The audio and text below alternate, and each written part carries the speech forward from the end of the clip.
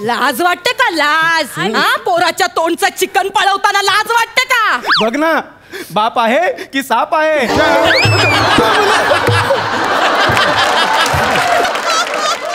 आई, chicken खाऊन खाऊन ना माझे मसल स्ट्रॉंग झाले. झाले बाबू. मला कमालीची ताकद आली. मी तुला अजून खाऊ घालेन. मी काही करू शकतो. मी यांना पण मारू शकतो. बायको म्हणजे तुमच्यासाठी पंचिंग बॅग असते ना.